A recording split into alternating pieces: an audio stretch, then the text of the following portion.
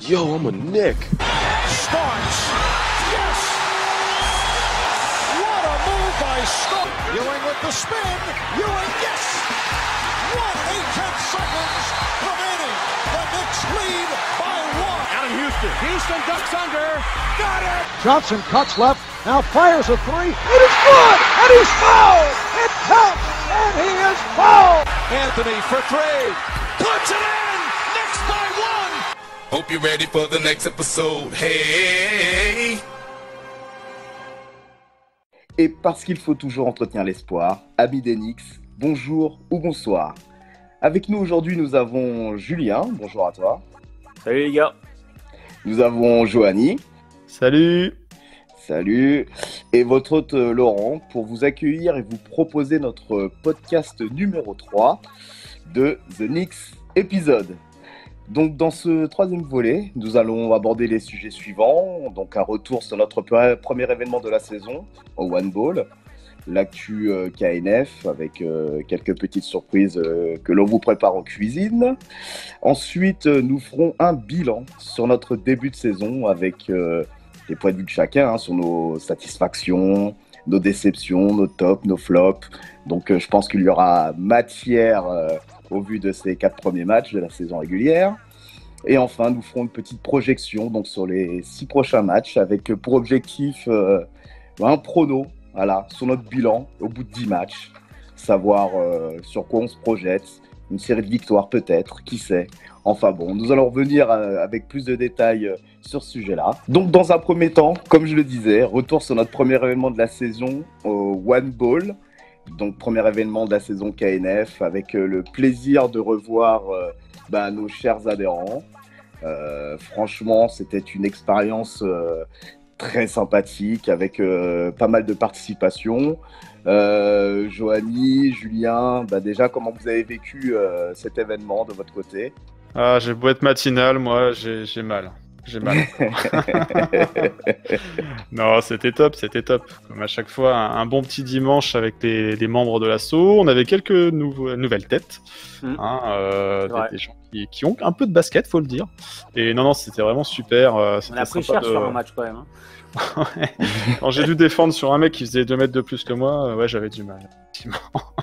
Effectivement, là, on assistait là, sur le niveau. On sentait quand même la fin de jouer là. Chez certains membres. Ça jouait, c'était sympa. Non, c'était sympa. Vraiment un bon petit dimanche. Surtout qu'il faisait un temps dégueulasse. On serait cru en Bretagne. Donc, franchement, quoi de mieux que de venir jouer au basket avec des membres. C'était sympa. On était une petite trentaine de personnes là. Donc, sur 2 full courtes. Vraiment un bon petit dimanche avec la KNF, comme on sait le faire régulièrement. Donc, vivement le prochain.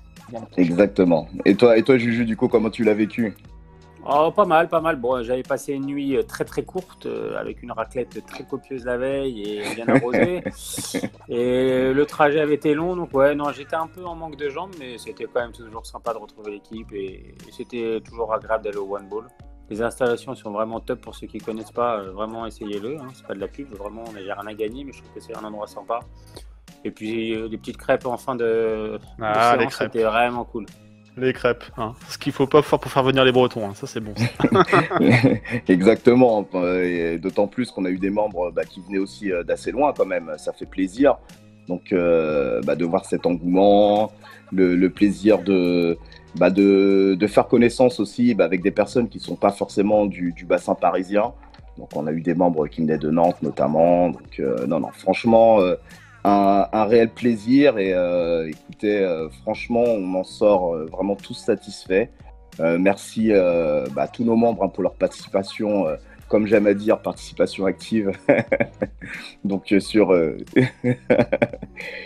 Non, c'était vraiment top. Et Johanny, est-ce que tu peux nous donner une petite visu là sur l'actu KNF? Est-ce qu'il y a encore quelque chose en préparation en cuisine? Oui, on prépare toujours plein de choses en cuisine. Le prochain événement, pour cette fois, on va peut-être pas pratiquer du basket sur un parquet. Non, on va plutôt, je pense, assister à un match des Knicks dans notre repère, notre QG habituel au Canon à Paris. Donc, ce sera sûrement la première viewing de la saison. Enfin. Et ça sera une date qu'il va falloir déjà cocher dans vos agendas.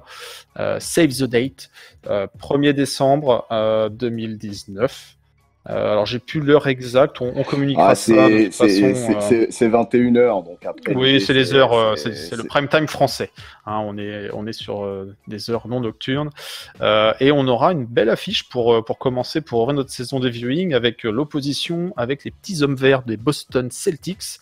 Donc franchement, ça devrait être une belle petite rencontre. Donc restez à l'affût, on va ouvrir très prochainement là, les inscriptions pour cet événement. Et si vous n'avez pas encore vécu des viewing parties au canon avec la KNF, ça sera l'occasion de venir le faire.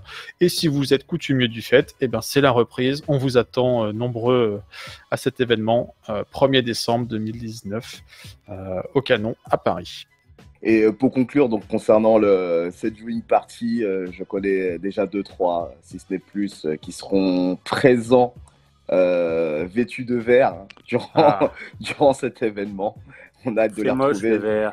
Ah oui, mais bon, c'est toujours appréciable aussi d'avoir quelques supporters adverses. Ça ajoute à l'atmosphère ambiante. Non, je rigole. Ça pimente un peu. On connaît un petit peu les Lascars et ça devrait être une soirée animée. Donc, on compte sur vous pour leur faire passer une bonne soirée, entouré de fans orange et bleu. Donc, on n'est pas des gens sectaires. On accueille beaucoup de monde sur nos événements et c'est l'occasion, entre autres, pas de fraterniser avec l'ennemi, mais quand même. Oui, et puis après, j'en profite aussi pour lancer un petit message à la Six Nations, si toutefois ils nous écoutent ou ils tombent sur ce podcast. Vous êtes la bienvenue, les gars, manifestez-vous, vous pouvez nous toper sur nos différents réseaux sociaux, donc n'hésitez vraiment pas et vous serez vraiment la bienvenue. Voilà. À noter que cet événement est gratuit et c'est toujours un plaisir de pouvoir vous offrir ce genre d'événement. Voilà, donc pour l'actu KNF, maintenant messieurs, allez, on va commencer à taper dans le gras, si je puis me permettre, avec votre premier bilan sur notre début de saison. Donc, plantons un petit peu le décor quand même, parce que c'est très important. Donc, les Knicks, sur ce début de saison, donc à l'heure où on enregistre, on a 4 matchs, on n'a pas encore joué à Orlando.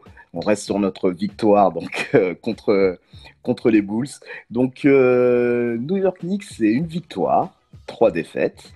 Donc, 13e à l'Est et 26e en global sur la Ligue.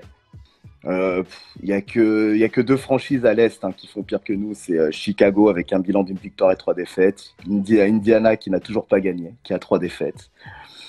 Au global, on est en progression par rapport à l'année dernière. Oui, tout à progresse, fait.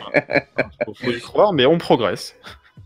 Voilà, on reste sur une victoire. Donc, en gros, comment ça s'est construit ? Ça a démarré sur une défaite à San Antonio, 120-111. De justesse, quand même. Oui. Il y a eu de la bagarre quand même dans ce match-là. Donc, même si c'était vraiment clairement 2 équipes en rodage, on ne peut pas dire que San Antonio a développé la pleine possession de son jeu, de sa capacité.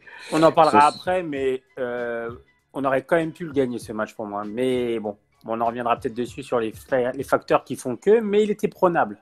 Et c'est milieu de 4e, on a perdu le fil, alors que vraiment on était au contact sur quasi la totalité des 3 premiers quarts-temps. Ensuite, on enchaîne par une autre défaite. Donc cette fois dans le derby. C'est un peu plus mal. À Brooklyn, effectivement, celle-ci est pique dans le contexte. Donc une défaite 113-109. Qu'on aurait aussi pu gagner. Ouais, avec ce diable de Kyrie Irving là. Bon après, c'était plutôt un hold-up qu'une victoire. Donc, ça aurait été encore meilleur. On était quand même mené tout le match, on va pas se mentir. Il y a que vraiment, on va dire à 3 minutes de la fin, on passe devant, on sent l'odeur du hold-up, mais il n'y avait que l'odeur du hold-up. Donc on connaît la fin malheureusement. Ensuite, premier match de la saison à domicile. Donc une autre défaite face à Boston, donc 118-95. Celle-ci fait mal parce que bagarre quasiment sur 3 quarts-temps, puis blowout en 4e. Puis en plus, t'es largement devant au départ. Bon, de là à gagner le match, c'était compliqué, mais t'es vraiment devant au départ. Et puis alors après, tu t'écroules. C'est dommage, quoi. Ouais, c'est dommage. Ah, et comme tu dis, ça fait pchit. Hein. C'est ça. Ça fait pchit. Et enfin, alléluia, alléluia. Alléluia. Sur la victoire, messieurs, la victoire contre Chicago, 105-98. Et pourtant très mal embarqué. Hein. Oh là là. Oh là là, ouais, bah alors là, pour le coup, on était mené tout le match. Et un homme s'est révélé. Un homme est sorti de nulle part au doux nom de prénom de Bobby. Bobby P. Bobby Portis. Énorme Bobby Portis. Ah, un de mes joueurs préférés en plus. En plus. Dans un Garden en fusion, quand même, faut le signaler. Franchement, l'atmosphère du Garden, c'était beau. Incroyable. Et donc cette victoire qui s'est dessinée, mais vraiment sur la fin de match spectaculaire. Non, franchement, que dire si ce n'est le facteur X, comme tu disais, Bobby Portis qui sort de nulle part et nous plante ses banderilles, avec un Kevin Knox aussi qui a été très efficace sur son temps de jeu. Donc non, franchement, une belle victoire. Au moins, on termine sur une victoire. Notre début de saison. Un petit peu au moral quand même. Ça fait, ouais. Et au moral de Fisdale aussi, je pense. Oui, pas que. Avec aussi Frank Ntilikina qui a pointé le bout de son nez avec quelques minutes supplémentaires. Bon, il tourne à 20 points, 10 rebonds. Tu dois confondre là avec un autre. donc messieurs, au vu de ce bilan, une victoire et 3 défaites, qu'est-ce que vous en retirez, vous, de positif, de négatif? Commençons, je sais pas, peut-être par Johanny. Toi, qu'est-ce que tu as tiré de positif et négatif dans ces premiers matchs? On savait que l'effectif avait été une grande partie renouvelé par rapport à la saison dernière. Oui. Une équipe, ça se construit dans le temps. Pour l'instant, on n'a que 4 matchs. Alors c'est vrai qu'il y a beaucoup de gens qui lancent la saison des conclusions hâtives au bout d'un ou 2 matchs. Ça y est, il faut enlever un tel, il faut titulariser un tel, il faut virer le coach. Du calme, messieurs. Il n'y a que 4 matchs de passé. Et quand on regarde les adversaires, c'est quand même des adversaires qui sont supposés être plus forts que nous. Hein. Les Spurs, les Nets et les Celtics. Perdre contre ces 3 équipes, c'est pas vraiment honteux. Après, il y a la manière. Il y a ce qu'on voit sur le terrain, la façon dont ces victoires ou défaites se construisent. Moi, ce que je vois sur ces 4 matchs, c'est que on a une équipe qui manque de constance, clairement. Quasiment sur tous ces matchs, on est mené, on court après le score. Alors c'est bien, on se bat, on lâche pas. Quand ça nous sourit, comme contre les Bulls, on va prendre le match, on va le gagner. Par contre, contre les Nets, non, finalement, on était un peu trop court et on n'a pas les armes qu'il faut pour pouvoir faire la décision dans le money time, dans les moments où ça compte vraiment, quoi. Donc des victoires des défaites, pardon. Le lapsus.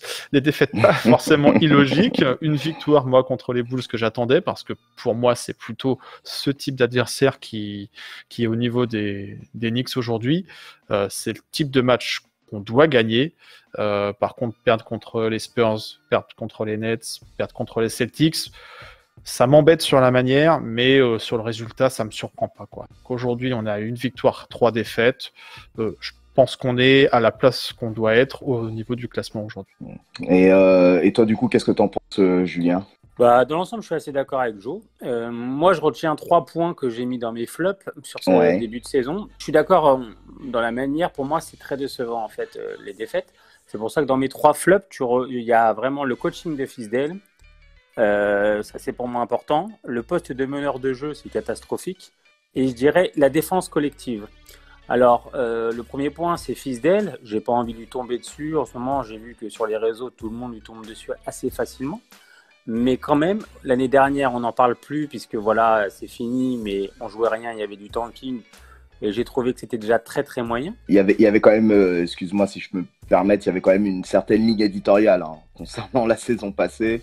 Ouais, donc voilà, c'est pour ça, comme tu dis, on va peut-être pas revenir sur la saison passée. Bon, donc, exactement. Voilà. Maintenant, sur le début de saison, ce qui est flagrant sur ces 4 premiers matchs, c'est le bricolage au poste de meneur de jeu, que moi j'ai quand même du mal à comprendre. Je dis pas qu'il a tort sur toute la ligne, hein. Franchement, nos meneurs sont pour l'instant pas au top, mais ils leur donnent pas forcément la confiance. Et deuxièmement, la défense, qui est censée être l'un des points forts de Fisdale, la défense qu'on a actuellement uniquement dans l'énergie, dans l'intensité. Alors c'est bien, ils jouent avec l'énergie, les gars sont contents, ils ont envie de faire bien, et c'est top. Mais à un moment donné, le placement défensif, il est horrible.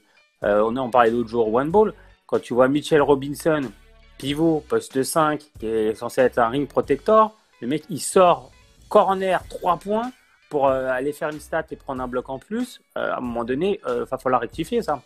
Deuxièmement, les mecs sur les switches sont tout le temps dépassés et on se retrouve à encaisser des cartons avec plus de 30-40 points. Enfin, c'est pas normal. Et je vois pas les joueurs progresser à ce niveau-là, en tout cas.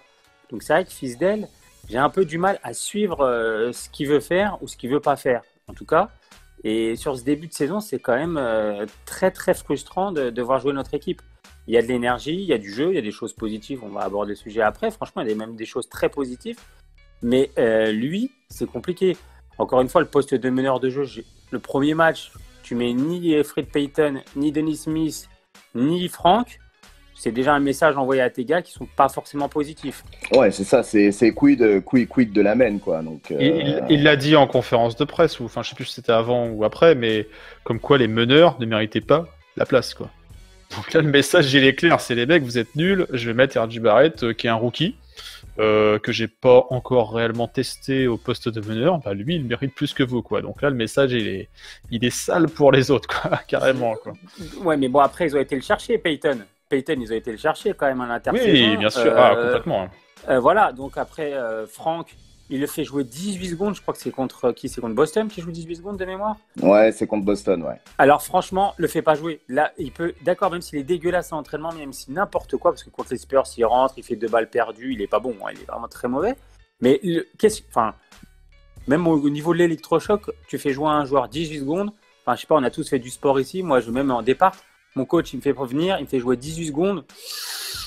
Je le prends très très mal. Et je comprends que psychologiquement, c'est pas évident, même pour Franck.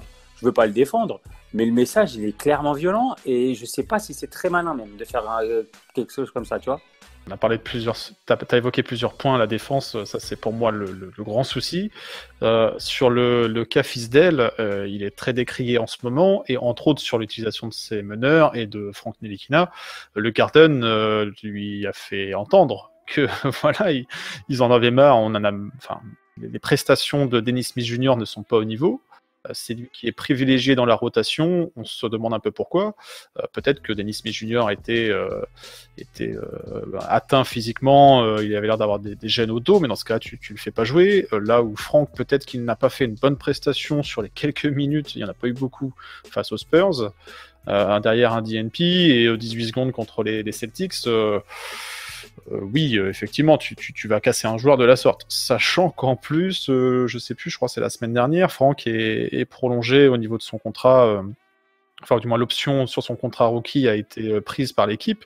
Donc peut-être que c'est à des fins financières, stratégiques, ou pour l'inclure dans un trade et verrouiller sa valeur. Mais dans ce cas-là, tu as un joueur, sers-toi de ce joueur-là, quoi. Et on le disait, il y a un problème de défense. C'est dommage de se passer d'un joueur dont la qualité première est la défense. Peut-être qu'il marque pas beaucoup de points, mais au moins il va empêcher d'en prendre, quoi. Donc, il a loué la défense contre Chicago, puisqu'il fait 0 sur 6 au shoot. Bon, il était obligé un peu de le faire jouer aussi, parce que Dennis Smith a des problèmes perso, donc il n'est pas là. Bon, après, Dennis Smith, il tourne à 1 point depuis le début de saison de moyenne, donc c'est catastrophique. Les stats à la Franck. Et puis même dans l'attitude, Dennis Smith, c'était waouh, c'était un fantôme. Franchement, sur le terrain, c'était un fantôme. Effectivement, dans l'attitude, la tête rentrée, tête basse, franchement, ce qu'il dégageait, c'était vraiment très négatif. Et en parlant de signes, effectivement, le fait de voir Frank terminer le match contre Chicago aussi, c'est un sacré signe. Ah bah ça montre que tu as une confiance en lui. Des fois, on parle de c'est plus important de finir le match que de le commencer. Bon bah voilà, on a vu que dans un moment où ça comptait, où il y avait la possibilité d'aller chercher la victoire, bah, on a fait appel à ses qualités défensives. Donc ça, c'est plutôt rassurant vis-à-vis de la confiance qu'il peut y avoir encore vis-à-vis de Frank Ntilikina, quoi. Après voilà, Dennis Smith, on en avait déjà parlé, je crois, lors du précédent podcast, celui d'avant, je ne sais plus. C'est pas un distributeur, on le sait, c'est quelqu'un qui a besoin d'avoir la balle, c'est un slasher, sa qualité première, c'est le jump. Le souci maintenant pour lui, c'est qu'il est option numéro 4. Je pense qu'il y a 3 personnes qui sont devant lui, RJ, Randle et Maurice, sur ce qu'on a vu sur les 4 premiers matchs, en tout cas au niveau des tickets shoot. Pour lui, c'est clairement compliqué. Il n'est pas du tout bon. Enfin, il n'est pas bon. Il sait faire des passes, mais ce n'est pas sa qualité première. Et c'est pas quelqu'un qui fluidifie le jeu autant que Payton, voire même Frank. C'est pas un shooter. C'est pas un shooter non plus. Hein. Et c'est pas un shooter non plus. On est d'accord. C'est vraiment le slasher pur. Après, attention. Moi, je trouve qu'en termes d'utilisation, il joue 8 minutes en moyenne. Voilà. On peut pas dire qu'on l'a laissé trop impacter sur nos différentes défaites. C'est pas que de sa faute. Mais je pense que lui-même a du mal à trouver sa place. Et peut-être qu'elle n'a pas été expliquée sa place, ou je ne sais pas. Mais en tout cas, il a l'air complètement perdu. Oh, il est en difficulté, ouais. L'année dernière, on jouait rien, tanking, tout ça. Mais quand même, il était à 15 points. Il était dynamique. Là, franchement, c'était un fantôme, quoi. Ouais, c'est triste de voir ça. En fait, on dit souvent le body language, ça trahit pas. Là, il a des très grandes difficultés. Alors bon, il a des problèmes en plus dans sa famille. C'est ce qui le fait être à l'écart du groupe en ce moment, et ça va profiter à d'autres joueurs, donc tant mieux pour les autres. Mais voilà, on sent qu'il est en grande difficulté dans son jeu, et ça aide pas l'équipe. Mais aussi, on sent que David Fizdale continue de lui faire confiance d'une certaine façon, puisqu'il le mettait encore sur le terrain malgré des prestations plus que moyennes. Hein. Donc, il y a une difficulté sur le poste de meneur, ça bricole. Un coup, on va te mettre du RJ qui fait le taf, hein, mine de rien. C'est lui qui est meneur titulaire face aux Spurs. Pour un premier match NBA, on va pas parler de la pré-saison, hein. La pré-saison, ça compte pas, les minutes sont très très réparties. Mais la première sortie face aux Spurs, moi j'ai trouvé plutôt bon, plutôt convaincant, même dans son rôle de meneur de jeu. Il nous sort de belles stats pour sa première sortie. Mais du coup, derrière, c'est compliqué. Le Fred Payton, maintenant il est blessé, donc ça va pas aider. Frank, il n'a pas montré grand-chose, si ce n'est de la défense. Mais voilà, ça, on en a déjà parlé. C'est difficile. Il y a le 4e meneur, là, comment il s'appelle Kaldi Malem. Kaldi Malem, voilà, cherchez le nom. Ouais, il a pas eu de temps de jeu. Bon, il est pas encore entré dans la rotation. On va peut-être le retrouver maintenant, peut-être ce soir, là, face au Magic, compte tenu des absences. Mais c'est compliqué dans le backcourt. Alors, un coup, on va te mettre du Alonzo Trier en association avec un J. Barrett. Ça va marcher, ça va pas marcher. Un coup, on va te mettre du Wayne Ellington. Il y a le chouchou de Laurent qu'on n'a pas vu non plus, là. Ah, Didot. Mais franchement, il nous manque. Mais malgré ça, il y a quand même une adresse à 3 points qui reste...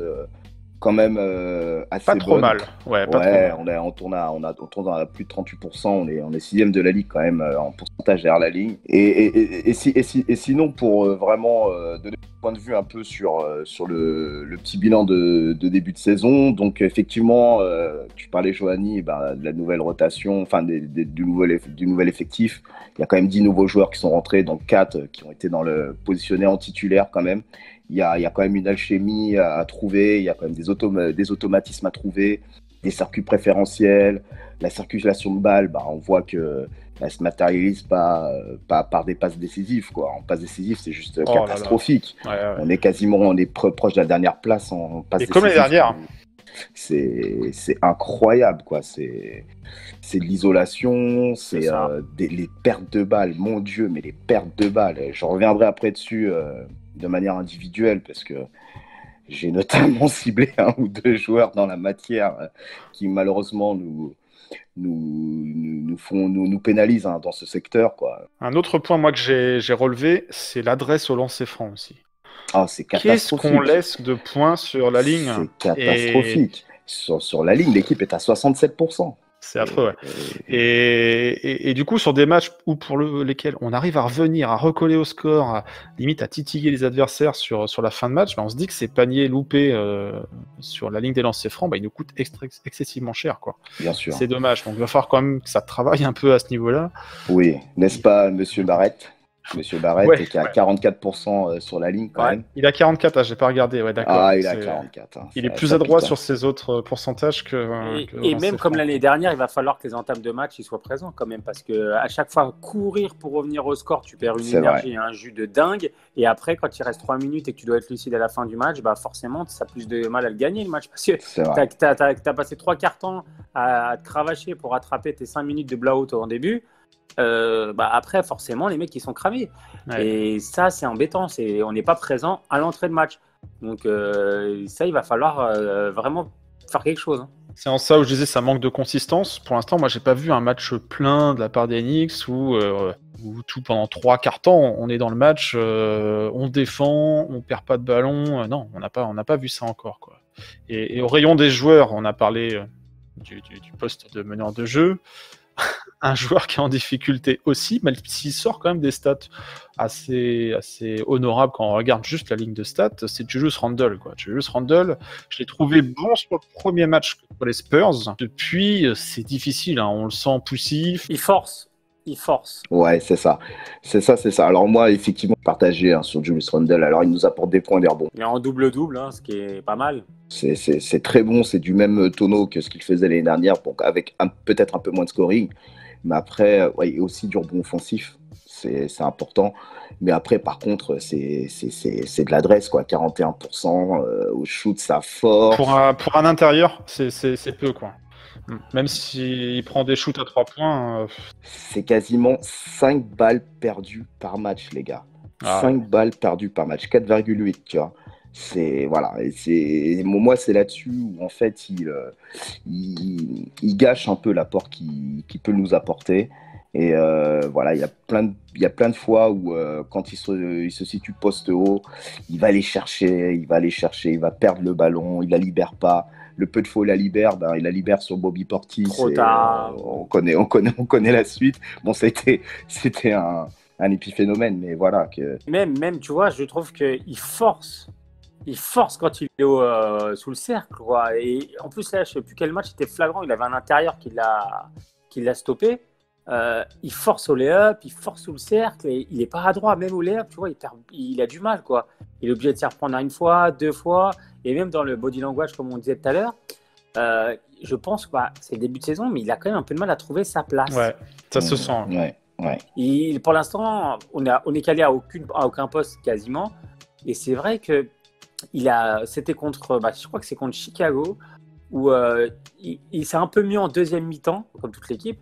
Mais première mi-temps, clairement, il avait du mal. Tu vois, tu te dis, bon, le type, il attaque à l'envers, il fait les mauvais choix, shoot à mi-distance, ça rentre pas. Les rebonds, il est un peu en retard. Enfin, il faisait des stats, mais parce qu'il restait sur le terrain assez longtemps. Mais c'était vraiment, il me manque. Ouais, il sait pas où il est, quoi. Ah, ben c'est clairement lui qui a le plus de temps de jeu, donc.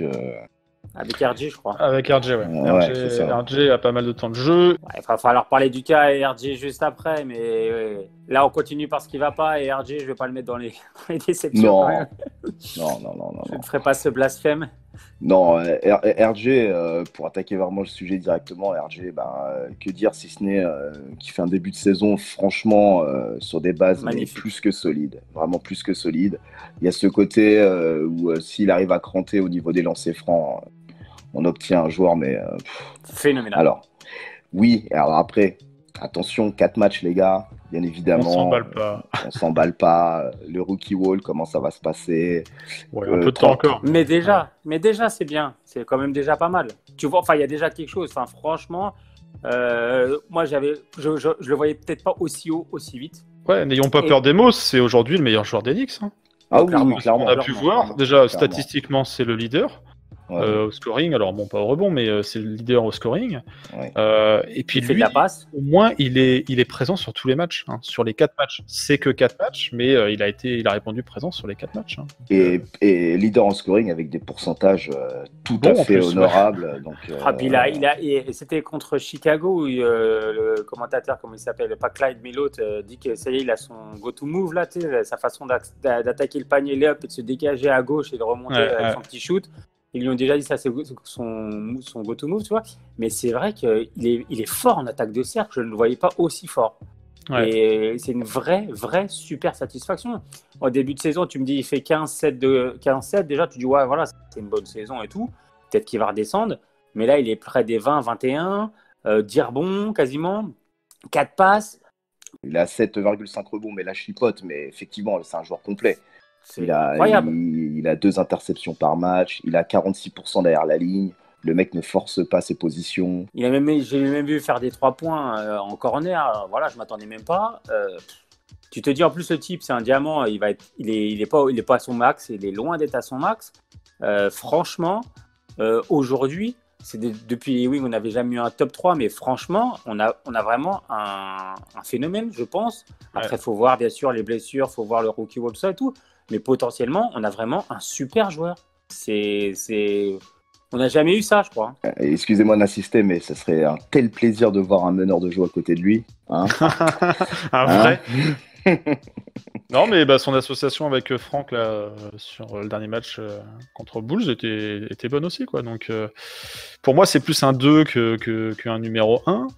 Il peut faire le boulot en numéro 1, mais c'est... Ah non, c'est clairement pas un meneur, RG. Non, mais voilà, il est positionné de fait par Fisdale en 1 et... il rend service. Il va prendre la mission qu'on va lui donner, il rend service, mais du coup, avec un vrai meneur à côté de lui, il s'épanouirait encore mieux, quoi, clairement. Et puis même dans le body language, les gars, il est formidable, il tire l'équipe, tu as vraiment l'impression qu'il est positif, au Garden, c'est le chouchou, c'est sûr, mais voilà, l'envie, le sourire, il n'a pas peur, ça se voit tout de suite que lui, il a la pression pour l'instant, en tout cas pour l'instant, ça lui fait rien, ça lui glisse dessus.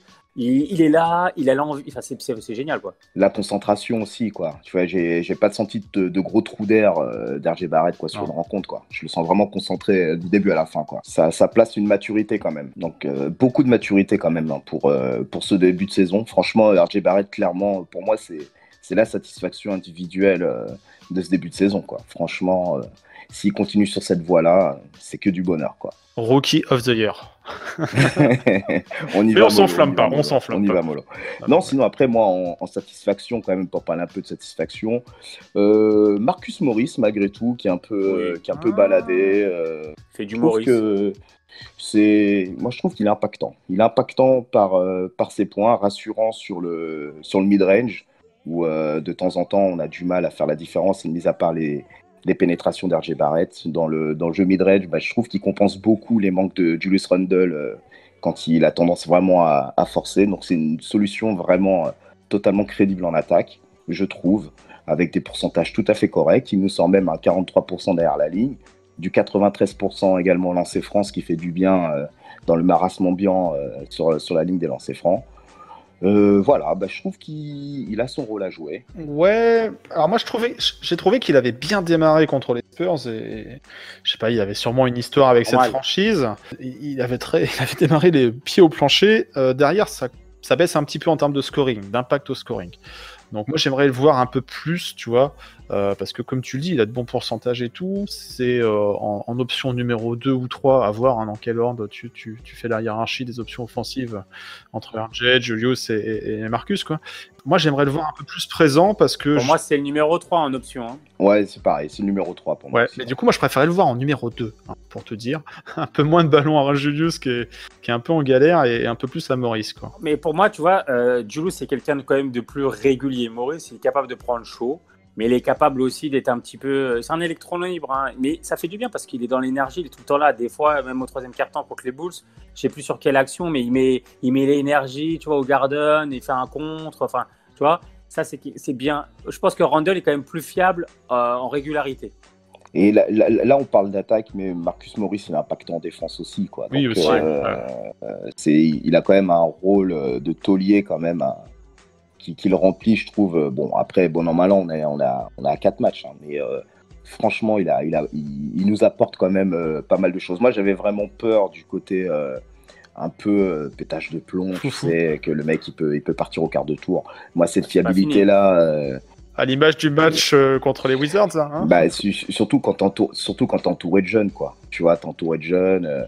Et forcément, cette influence-là peut être néfaste sur le comportement du reste de l'équipe, quoi. Après, dans le côté positif, il t'apporte une énergie, justement, parce que c'est le gars qui n'a pas envie de perdre, c'est le gars qui est un peu fou, et du coup, s'il est bien canalisé, c'est top. Après, il faut que ce soit canalisé. Donc, non, moi, je l'ai quand même en case de satisfaction, quoi. Donc, malgré tout, quand je pèse le pour et le contre, pour moi, Marcus Morris est satisfaisant, avec potentiellement quelque chose qui peut apporter, bien sûr, en plus, tu vois, bien évidemment. Mais je suis d'accord avec toi là-dessus, ouais. Et moi, j'ai une autre satisfaction, c'est Ouais. Kevin Peut-être Knox. la même. Ah ben ça fait j'allais en plaisir. parler. Kevin Knox. Ah, Le ça fameux fait Kevin, plaisir. mets-nous des paillettes dans les... Eh ben c'est lui, c'est Kevin Knox, c'est pas Kevin Durant, qui n'est pas un mec cool du tout. Hein. Mais non, Kevin Knox, l'année dernière, voilà, c'était poussif. Il attaquait comme un poulet sans tête la raquette. Enfin, c'était affreux. Il a travaillé son shoot cet été. Et ben, Clairement. c'est pas Ah, des et son conneries shoot à parce trois qu'on le voit. Hein. Point, Ouais. c'est incroyable. Hein. Il est assez régulier, il apporte des points en sortie de banc et c'est très utile. Il force pas et il nous apporte, je sais pas, 10, 12, 15 points par match, donc c'est assez régulier. Il amène sa douzaine. Ouais, il amène sa douzaine, 12,5 effectivement, en 23 minutes.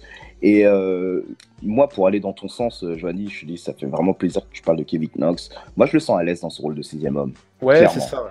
Tu vois, le mec sort du banc. Moins de pression, il est plus heureux, plus épanoui. Exactement. Et bah, tu vois, Jules, tu me parles de pression. Effectivement, moi, je trouve que dans ses choix de shoot, parce qu'on parle de qualité de shoot, effectivement, ses pourcentages sont en hausse. Le gars, actuellement, il tourne à 56% derrière la ligne. Il a 48% en pourcentage de shoot. Des pourcentages vraiment qui crantent totalement vis-à-vis de ce qu'il a fourni et produit l'année dernière. Et moi, c'est surtout dans ses choix de shoot, quoi. Il force moins. Il attend que le jeu vienne un peu vers lui, il prend le temps de se positionner, de stretcher un peu, parce que ça fait du bien aussi. On a peu de joueurs qui stretchent dans ce début de saison, très utile dans ce rôle-là. Et 6e homme, je le sens à l'aise dans ses baskets, quoi. Ouais. Il est bien dans cette place-là et il faut que ça dure parce que voilà, c'est des points en sortie de banc qui sont assez utiles et réguliers surtout. Ouais. Contrairement à d'autres comme un certain Alonso Trier qui, certains matchs il va scorer, d'autres il va passer à côté, d'autres il va pas jouer du tout.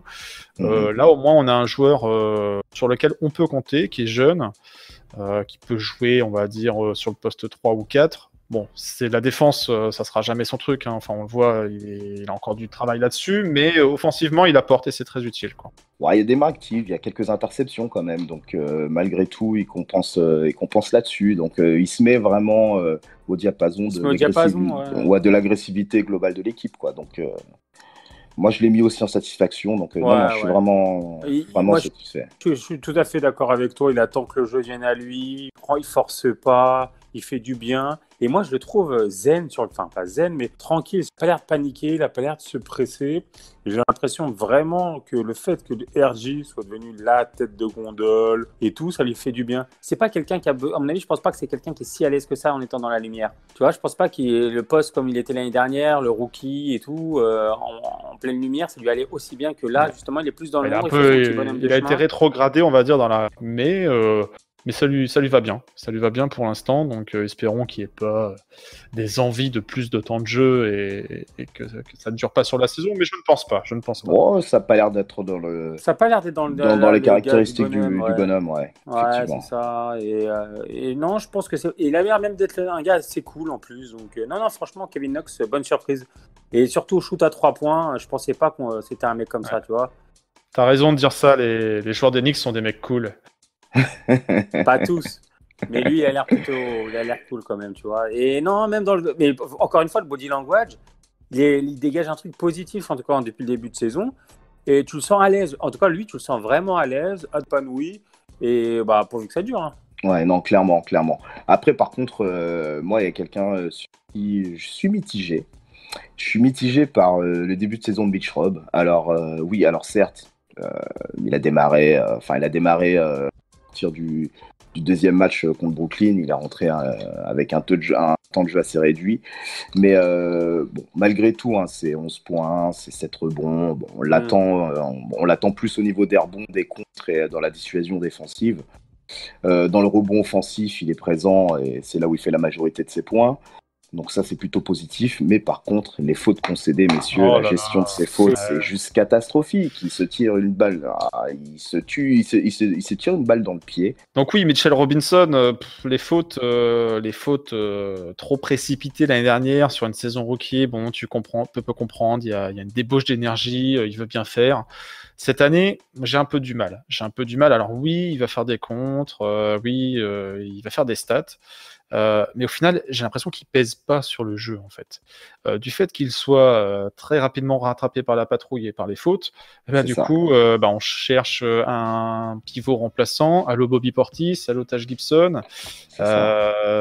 Du coup, ce Mitchell Robinson, il est là par épisode, par éclair. Et pour l'instant, on n'a pas réussi à le voir sur un match plein aussi. On peut compter sur lui lorsqu'on a besoin de lui et pas jouer plutôt au rythme de ses fautes pour le faire rentrer et sortir. Donc ça, c'est pour moi un petit peu gênant. Oui. Je préférais qu'il reste les pieds campés sur le parquet plutôt que de sauter systématiquement. Il est déjà suffisamment long. Lève tes bras, garçon, et tu vas les mettre tes contres. T'as pas besoin de te jeter à chaque fois. Rim protector, ça veut pas dire sur la ligne à 3 points, je contre n'importe quel shooter, quoi. Donc, Ouais, c'est ça. Et puis, tu sais, ça permet également aussi de pouvoir écarter un peu Julius Randle, parce que tu vois, on en parlait aussi au préalable. Quand les deux en fait sont ensemble sur le parquet, bon, alors certes, on est loin du small ball, hein, on est clairement pas dans ce schéma-là. La possibilité de s'écarter, d'avoir un peu plus d'espace et d'avoir ce point d'ancrage en fait qui nous manque dans certaines situations de jeu. Donc, et clairement, Mitch Robinson, le fait que son temps de jeu soit réduit contre sa volonté finalement, mais c'est ni du coaching ni quoi que ce soit, c'est le mec, il est juste limité par le nombre de fautes qu'il provoque, quoi. C'est ça. Je vois pas pourquoi il va chercher des interceptions là où il n'y a pas à aller chercher. Il y a effectivement juste le fait de se mettre en opposition de par sa taille et son envergure, ça suffit amplement pour gêner l'adversaire. Et je trouve qu'il se met énormément de pression. Il se pénalise lui-même avec ses fautes. Alors, on n'est pas tout le temps aidé par l'arbitrage, mais quand même, ça débauche d'énergie. Il faut qu'il arrive à la canaliser, je pense. C'est ça. Et il est déjà dissuasif dans son rôle de par lui-même, sans avoir à en rajouter à chaque fois pour, comme tu le dis, aller se jeter dans les pattes pour aller chercher une interception. Il faut savoir des fois lâcher une action ou deux en défense pour pouvoir être présent sur une plus grande partie du temps de jeu, quoi. Moi, je l'ai même presque dans ma déception parce que l'année dernière, c'est la révélation, on n'entend rien, il est top. C'est le chouchou du Garden, c'est le chouchou de pas mal de suiveurs justement des Knicks. Mais là, en ce début de saison, tu sens qu'il veut trop en faire à tous les niveaux et du coup, il déjoue tout simplement. Et malheureusement, en faisant ça, il nous pénalise parce que Portis et Gibson sont quand même bien moins dissuasifs à son poste. Et l'équipe perd un pivot pendant 2 quarts temps. Et on se trouve à pas prendre de rebond et avoir des trous d'air souvent. Et c'est en partie de sa faute. Donc moi, pour l'instant, je lui en veux même un peu sur ce début de saison parce que je ne reconnais pas le Mitchell Robinson de l'année dernière qui était plus humble et qui apportait. Là, il est brouillon, il en fait trop. Et j'ai presque l'impression qu'il court après la stat, notamment au niveau du contre, tu vois. Parce qu'il sait qu'il peut être le meilleur contreur. Voilà, bon, bref. Il y a une opération qui a été justement par les Knicks et Mitchell Robinson pour soutenir une fondation contre la lutte, pour le cancer là, des enfants, qui reverse, je sais plus, 50 ou 100 $ à chaque contre. Donc c'est un geste louable, très bien. Mais du coup, il ne faut pas que ça dénature son jeu aussi et qu'il s'éparpille par rapport à ça. Là, moi, je regarde ses stats. Il a des belles stats en soi. 11 points de moyenne, 7 rebonds, 2 contres par match. Moi, la stat qui tue, c'est 18 minutes sur le terrain, quoi. Imagine, il fait un match entier. Là, pour moi, la stat qui tue, il y a les 18 minutes, mais comme je te disais, c'est les plus de 4 fautes par match. 4,3 fautes par match. Ouais. C'est ça, parce que... 4 fautes en 18 minutes, je sais pas si tu imagines. Ça tue, quoi. Ça tue, alors que rebond offensif, il en a 4. Je veux dire, voilà. On a tous conscience de l'apport qu'il peut avoir. Bon, on aimerait que cet apport-là se fasse plus que pendant 18 minutes, quoi. Et vous avez soulevé un point qui est important, c'est le fait qu'à mon avis, Randle, quand on dit qu'il déjoue, qu'ils ne sont pas si à l'aise que ça, je pense qu'il est plus à l'aise. L'année dernière, avec les Pelicans, il avait Okafor ou Anthony Davis sur une bonne partie de saison. Il est plus à l'aise avec un poste 5, enfin un grand à côté de lui, ce qui lui permet de s'écarter et de jouer en stretch fort comme il aime faire. Ouais, Là, il se retrouve un petit peu trop dans le dur, dans la raquette, à batailler, et il en déjoue, tu vois. Un peu trop dans l'agressivité. Et du coup, en fait, son jeu est stéréotypé du coup à Julius Randle, c'est-à-dire qu'il fait que attaquer le cercle puisqu'il a personne d'autre à côté de lui. Alors que s'il pouvait s'écarter un tout petit peu et que Robinson était là pour lui faire le taf, on aurait peut-être un Randle plus intéressant. Et déjà, il le montre déjà par séquence Randle qui peut être intéressant, c'est notamment quand il est poste haut et qu'il distribue. Tu vois, il tourne à plus de 4 passes par match, Julius Randle, quand même. Tu vois? Donc ça, on le souligne pas. Le mec est capable quand même de distribuer, de jouer en équipe, quoi. De jouer en équipe. Exactement. C'est un bon joueur, Randle. Faut pas. Voilà, c'est quand même un bon joueur. Et c'est vrai qu'il est pas à pleine mesure. Et je pense que le fait de ne pas avoir de poste 5 à côté de lui, c'est ajout. Ça m'embête, ça le gêne. Ouais, je pense aussi. Après vraiment, pour dans le rayon où j'attendais vraiment quelque chose et je le mets vraiment. Ça me brise un peu le cœur, mais je le mets en déception. Moi, c'est Elfrid Payton, quoi. Elfrid Payton, malgré tout, il y a des stats intéressantes, mais il tourne à quoi? Il tourne à 8 points, il tourne à 2 interceptions et demie, ce qui est remarquable. Il tourne à 62% derrière la ligne à 3 points. C'est énorme. Mais par contre, la pression n'est pas là. Ça manque de passes. Ça manque de panache. Ça manque aussi de réalisme. Hein. Il est à 37% de réussite de manière globale. Voilà, il manque quelque chose. Il manque quelque chose pour avoir sa pleine mesure. Pourtant, on lui donne sa chance, clairement, moi je trouve. Oui, c'est lui qui a hérité des clés du meneur titulaire. Hein, donc, clairement, Elfrid Payton, il a fait un bon match. C'était le premier match contre les Spurs. Mais derrière, c'est pas bon ce qu'il fait. Il propose pas assez et même il se fait bencher. Et c'est Franck qui finit le match dans notre seule victoire. Payton n'a fait qu'un bon match. Mais malheureusement, une fois le match des Spurs, tu te dis, bon, il a pris des clés. Il va être le meneur titulaire. C'est bon, on a trouvé. Mais derrière, il propose beaucoup moins de choses. Son meilleur match chez les Spurs, et derrière, c'est un peu le vide. Face aux Bulls, il se blesse. Hein. Donc c'est pour ça aussi que Franck hérite d'un peu plus de temps de jeu, même si c'était prévu, c'était annoncé parce que Dennis Smith était absent. Mais oui, c'est bien, mais pas top. Hein. C'est plus comme ça qu'on va pouvoir le qualifier. Ouais, c'est pas au niveau scoring, c'est pas énorme, mais de toute façon, on n'attend pas non plus une menace offensive de la part d'Elfrid Payton. Non, mais je l'attends plus dans la distribution. Dans la distribution, quoi. Ouais. Surtout qu'avec Julius Randle, ils sont censés avoir, tu vois, une petite relation déjà depuis la Nouvelle-Orléans, donc ça devrait diffuser un petit peu mieux entre ces deux joueurs-là. Peut mieux faire Elfrid Payton. Il a un peu plus d'expérience. C'est pas non plus hyper rapide. Ouais.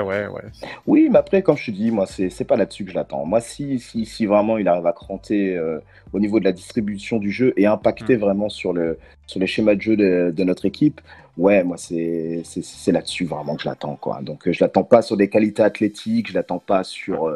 Il y a un peu de défense quand même. Il y a un peu de défense. Il a deux interceptions, 2,5 par match. C'est pas mal, hein, déjà. Bien sûr. Il y a les mains qui traînent et tout. Il va gêner le meneur. Mais oui, on attend un peu plus. Si c'est lui le meneur titulaire cette saison, il va falloir qu'il élève un peu son niveau de jeu. Alors ça va sûrement venir aussi au rythme de la saison. Oui, on est qu'à 4 matchs. Il y a à trouver. Il fait partie des nouveaux titulaires aussi, donc ça revient à ce qu'on disait au tout début. Il a besoin vraiment de s'installer dans l'organisation, s'installer dans cette équipe et commencer à peser, être un leader technique, tu vois, plus qu'un leader vraiment de vestiaire ou quoi que ce soit. Je l'attends plus dans le côté maestro, quoi. Donc, bon, là, sa blessure va sûrement freiner cette installation, mais c'est plutôt ce qu'on attend de lui, quoi. Ouais, et puis bon, après, on n'a pas évoqué certains cas. Moi, personnellement, je vais pas m'étendre dessus, mais Taj Gibson, on l'attend pas vraiment comme une solution à nos problèmes. C'est plus dans la rotation. Voilà, il peut nous rendre service. Il a quand même des difficultés au niveau de ses shoots. Je trouve qu'au niveau de ses choix de shoot, ça peut sembler un peu bizarre. Moi, je l'avais trouvé plutôt intéressant sur les matchs de pré-saison. Il me semblait plutôt prêt au combat et à attaquer cette saison, alors que c'est quelqu'un qui commence à avoir quelques années derrière lui et on pouvait craindre qu'il soit un peu rincé. Là, par contre, son début de saison plutôt transparent. Hein. Moi, j'ai pas trop ressenti sa présence. J'ai peur, moi, qu'il soit quand même plus proche de la fin qu'autre chose, ça on le savait, mais qu'il ait quand même du mal à tenir la distance par rapport, parce qu'en pré-saison, il n'avait pas les mêmes genres de personnes en face. Là, ils sont à fond. J'ai peur que dans l'énergie, même avec la bonne volonté qu'il a, parce que c'est quand même quelqu'un qui lâche rien, j'ai peur que quand même le corps ne le suive pas. Et alors sinon, il y a un joueur aussi dont on n'a pas parlé, c'est notre sniper en chef, Wayne Ellington. Vous l'avez trouvé comment, vous? Wayne Ellington, un ou deux éclairs, mais je l'attends vraiment. Je suis resté moyen. Sur du. Ouais, bon, après, maintenant, le gars, on le voit 15 minutes par match, bon, quand même, quoi, malgré tout. S'il peut nous planter quelques petits 3 points quand il y a besoin.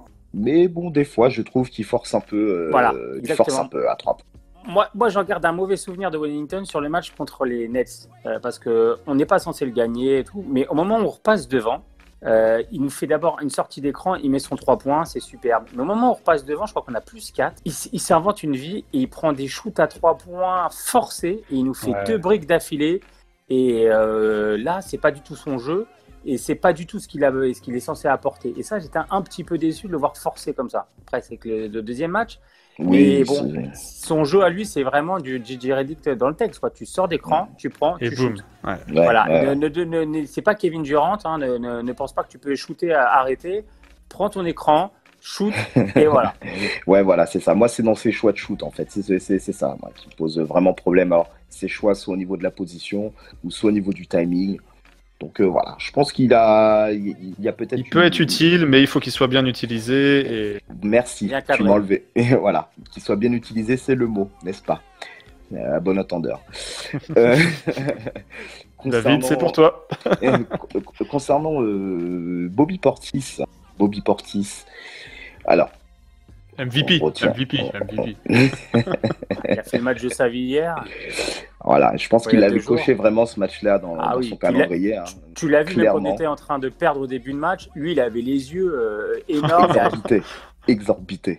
Il a toujours les yeux qui sortent de l'orbite, mais alors là, c'est affolant. Le mec, on est à moins 10, il marque un panier à mi-distance lambda, on est à moins 10. Il se retourne vers le fond des Bulls et il les chambre. Le mec, il était déjà à fond, quoi. Non, mais c'est clairement Bill Garden dans la poche, quoi. Clairement. Ah, oui. Après, bien évidemment, on a tous conscience que ça risque d'être un match. À part. Voilà, exactement. Parce que malgré tout, avant ce match-là, c'était des stats relativement moyennes, parce qu'il a bénéficié justement des errements de Mitch et de ses 18 minutes. Mitch, pour lui, pour le coup, jouait 25 minutes quand même, dont une fois titulaire. Donc c'était justement en début de saison quand Mitch était blessé.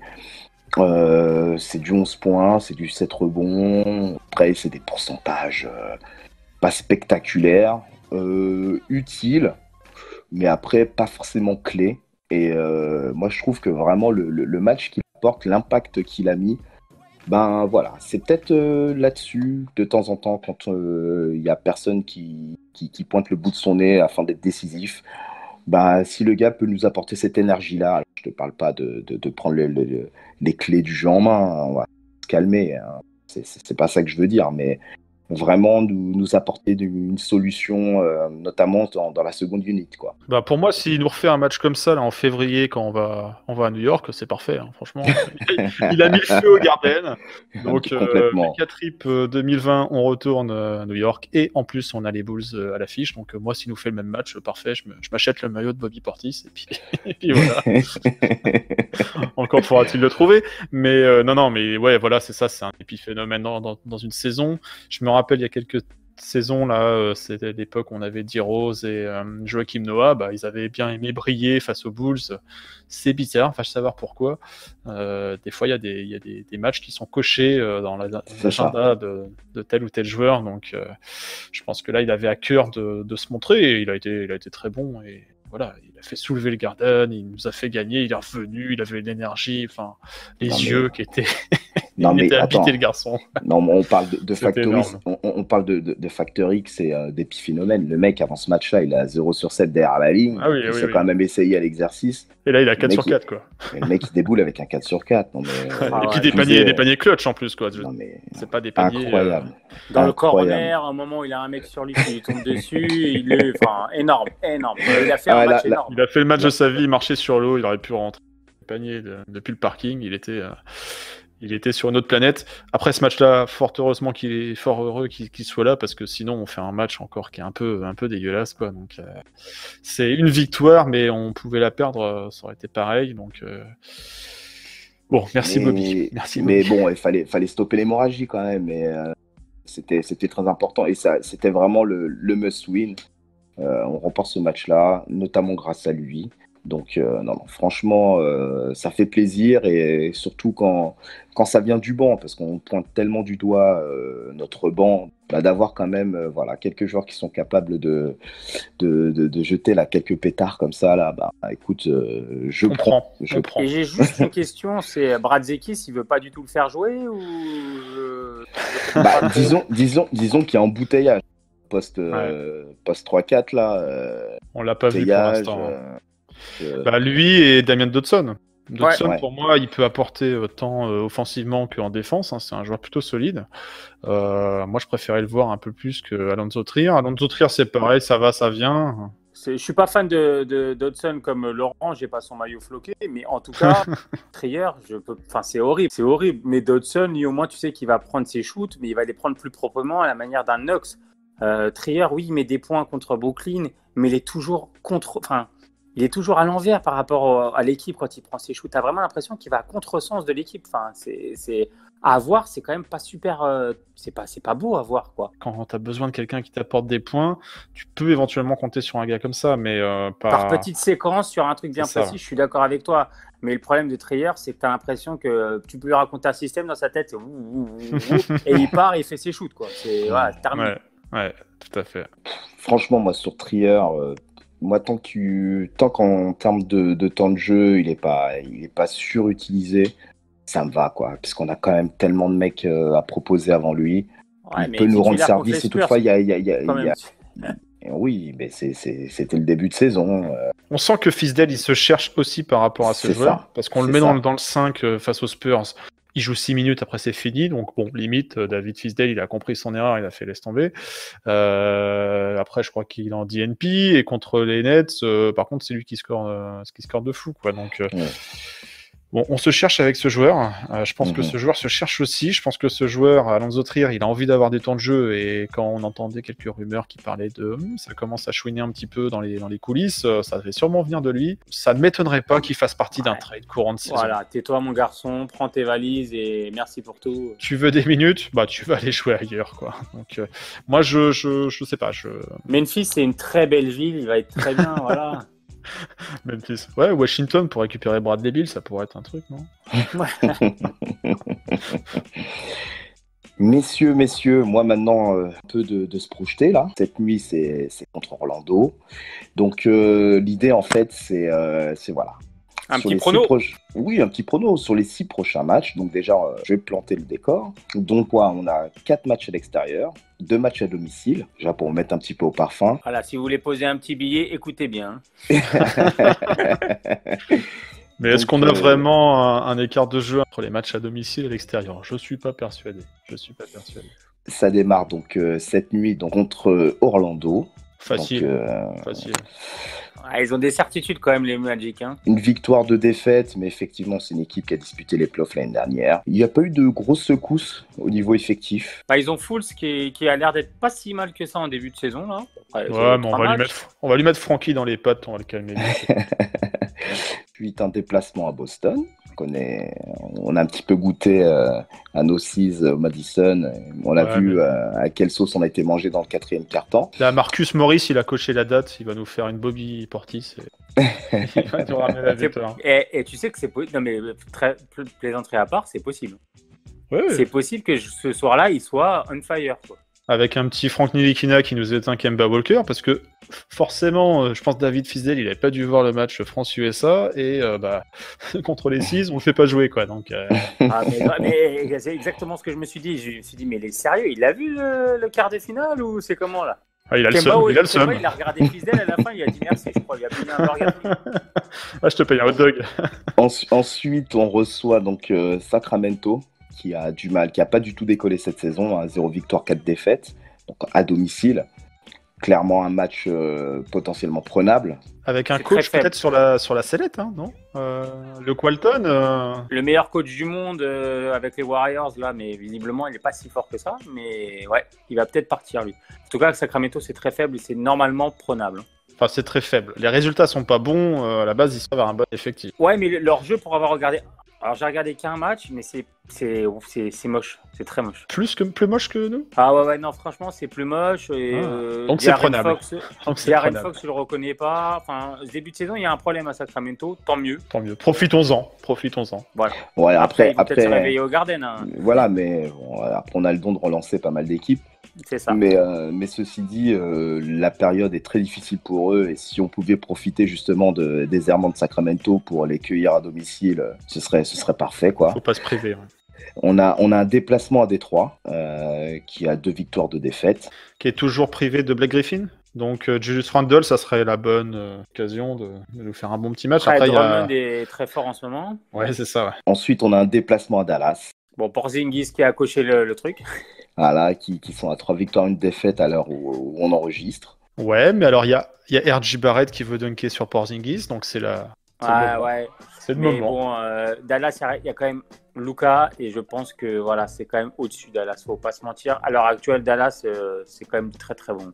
Ouais, c'est au-dessus de pas mal d'équipes, hein, Dallas. Hein. Franchement, le duo, saison. ça fait mal de le dire, mais Luka, j'adore ce joueur, Doncic, mais Porzingis est pas mal sur ce début de saison et avec Doncic, ça clique à merveille. C'est quand même compliqué. Puis on va retrouver Tim Hardaway Jr. aussi. Ouais, Ouais, qui lui sera... tout à fait. y a pas... Et Courtney est toujours là-bas. Ouais, Courtney, ouais. Au service comptabilité. Et enfin, pour terminer la série de 6 matchs, on reçoit Cleveland. Ah là là. LeBron. LeBron va nous faire mal. LeBron, Kyrie, Kevin Love. Le King de New York. Et sur 1 victoire, 2 défaites. Après, Cleveland, attention, ça joue un petit peu mieux cette saison. Ils ont un petit rookie qui a l'air pas dégueu. Ouais, là, on doit... les gars, faut qu'on les tape. Là, il n'y a pas moyen. Cleveland. Si on va pas Cleveland, ouais, c'est chaud. Hein. Chez nous, en plus, quoi. Donc, voilà, exactement. Donc, clairement, les 2 matchs à domicile, donc Sacramento et Cleveland, pour moi, sont prenables. Après, par contre, je sais pas pour vous, hein, pour moi, c'est prenable. Non, pour moi, c'est pris. Enfin, si on les prend pas, il y a un vrai problème parce que c'est vrai. À l'extérieur, c'est peut-être plus compliqué. Mais chez nous, 2 équipes comme ça, tu es censé gagner. Enfin, il faut bien gagner des matchs cette saison quand même. Ensuite après à l'extérieur, Orlando, j'ai moins de certitude sur le sujet. Boston, très compliqué. Dallas, très compliqué. Personnellement, le seul match où je vois un hold-up potentiel, c'est contre Détroit. Et ça dépend. Moi, je te dirais que Orlando, au final, si tu y réfléchis, Orlando, si je devais parier, je parie Orlando. Mais sur un malentendu, des fois, ils ont un peu du mal sur leur adresse, ils ont un peu du mal à se mettre en route ou quoi que ce soit. Tu peux peut-être les gêner. Vucevic, il n'aime pas trop quand on lui rentre dedans. Il suffit que Mitch soit pas sorti au bout de 4 fautes, au bout de 12 minutes. Mais si on arrive à mettre un petit peu d'intensité, on a des joueurs pour Portis, Mitch, Maurice. Je pense qu'Orlando, tu peux peut-être faire un hold-up. En tout cas, tu peux vraiment leur poser problème. Attention, si tout clique chez eux, on peut se prendre 30 points. Mais c'est une équipe, à mon avis, où tu peux poser problème. Là où je vois vraiment pas à Dallas ou à Boston réaliser le hold-up. Ouais. Orlando, ils sortent d'une défaite face aux Raptors. Je pense qu'ils vont avoir à cœur de rattraper ça. Et ouais, ça va être compliqué pour nous. Mais Orlando, l'année dernière, pour moi, Orlando, ils sont en sur-régime l'année dernière. Les playoffs, tout, ils sont en sur-régime. Ouais, cette année, ils ont 2-3 joueurs qui sont forts. Ils ont Evan, ils ont Vucevic, ils ont le petit Markel Fultz qui a l'air d'être pas trop mal dans ce début de saison. Jonathan Isaac aussi, ouais. Ouais, mais il n'y a rien de transcendant non plus. Et avec ils sont toujours emmerdés par des équipes qui défendent dur. On n'est pas très bon en défense collective puisqu'on fait beaucoup de fautes, mais on a quand même une défense qui est assez dure sur ce qu'on a vu le début de saison. Et c'est pour ça que je pense qu'on peut leur poser problème. C'est un match test. C'est un match test d'une certaine façon. Là, on sort de la victoire face aux Bulls, un peu une victoire surprise. Ça serait une bonne idée d'enchaîner avec une victoire au Magic. Là, ça passerait un petit message et un message de confiance aussi vis-à-vis de l'effectif, mais ça va être compliqué ce soir. Moi, perso, sur le jeu pronostic qu'on anime sur la page Facebook de l'association, j'ai pronostiqué la défaite. Je préférais une victoire, mais je pense que ça va être le Magic qui va ressortir. Si aujourd'hui je dois parier, je mets défaite. Donc les gars, concrètement, moi sur ce run là de 6 matchs, donc on rappelle, 4 à l'extérieur, 2 à domicile, vous voyez combien de victoires, combien de défaites? Allez, je me lance. Ouais, 2-4 aussi. 2 victoires et 4 défaites. Victoire, les 2 à domicile, là, et puis 4 défaites sur la route. Éventuellement, tu chopes les Pistons sur un malentendu. mais ça sent plus 2 victoires, 4 défaites. Si on prend moins de 2 victoires, là, David Fisdale, ça va commencer à se sentir le roussi pour toi. Non. Et toi, du coup, Ouais, j'ai envie de dire 3-3. Allez, et pourtant, j'aime pas Fisdale, mais j'ai envie de dire 3-3 parce que je te dis, je sais pas. Allez, j'y crois parce que franchement, c'est le début de saison. Mais San Antonio, Brooklyn, tu passes pas loin en n'étant pas très très bon, mais tu passes pas loin. Et il y a quelque chose que j'ai mis dans les positifs, mais il y a quand même une énergie qui se dégage de notre équipe. Et par rapport aux autres, les 2 dernières saisons en tout cas, franchement à la même période, j'étais déjà blasé. Hein. On va pas se mentir. Je me disais, je sais même pas pourquoi je regarde, parce que je suis fan, je regardais tous les matchs. Mais Tim Hardaway Jr., Mudjé, enfin bref. Faut oublier tout ça, c'est fini. C'est l'histoire ancienne. Sauf que là, cette année, tu as de l'énergie. Tu as quand même un RG, tu as Randle, tu as Maurice qui est capable de lever le poing, de dire les gars, on se réveille. Portis quand même qui reste un gars un petit peu zinzin aussi, mais qui apporte de l'énergie. Tu vois, à Brooklyn, tu les sentais sur le banc quand on repasse devant, ils sont tous debout, ils sont à fond. Enfin, tu as l'impression que c'est un match de play-off. Et ça, c'est important. Et je pense sincèrement qu'il y a du caractère qu'on n'avait pas les autres saisons. Donc, je me dis, si on se fait à Orlando, si Orlando, par exemple, ça clique en face, ils sont un petit peu à la régalade, la Floride, ils nous mettent un petit 28 des familles en début, ils se relâchent. Chez nous, ça va revenir avec le couteau entre les dents. Et qui sait, un petit shoot de RG à un moment donné, Ellington qui sort, qui nous met un 3. Tu vois, il y a peut-être moyen. Et c'est pour ça que j'ai l'impression que dans l'intensité, cette saison, il y a quelque chose. T'as de l'espoir, c'est beau. C'est la définition du fan des Knicks. Début de saison, l'espoir est là. Si t'en as pas maintenant, c'est mort. Ouais, c'est clair. Donc toi, tu tables sur 3-3. Je me dis, il y aura un coup. Allez, je dis un coup à l'extérieur. Ok. Soit Orlando, soit Détroit. Et toi, Laurent? Et moi, écoutez, pour moi, c'est du 3-3 aussi dans le run. Hein. Je nous vois avec une victoire à domicile, avec une équipe qui a vraiment la tête dans le sac et une autre qui n'a pas forcément ses certitudes. Je parle de Sacramento et de Cleveland. Ensuite, après, le coup à l'extérieur. Moi, je le vois bien à Détroit. Moi. Je le vois bien à Détroit, dans la foulée du match à domicile et de la relance de Sacramento. Parce qu'après, il y a l'ordre des matchs aussi. Faire un petit truc, voilà, un petit hold-up à Détroit. Orlando, je le sens pas. Boston, ils ont l'ascendant psychologique sur nous. Kemba Walker a vraiment pris les rênes de cette équipe et ils nous ont fait très mal. Puis il y a du talent dans cette équipe. Dallas, ils sont vraiment lancés. Donc, c'est pas le bon moment pour aller les chercher. Et voilà. Donc, moi, je vois le coup à Détroit. Donc, effectivement, run 3-3, ce qui nous ferait un bilan global de 4 victoires, 6 défaites. Ce qui serait plutôt honorable au vu du calendrier de ce début de saison. Voilà. Je sais pas ce que vous en pensez, messieurs. Ça ira mieux après sur le calendrier. On pourra se rattraper après. Oui. Ouais, si on est à 4-6, c'est pas mal déjà. Ça serait vraiment pas mal. Ça serait même plutôt bien. 3-3, ça me plairait sur ces bon, moi, je suis plus pessimiste dans l'histoire, ou peut-être le plus réaliste, je ne sais pas. Bon, moi, je vois 2 victoires sur cette série, ce qui nous ferait un bilan de 3-7.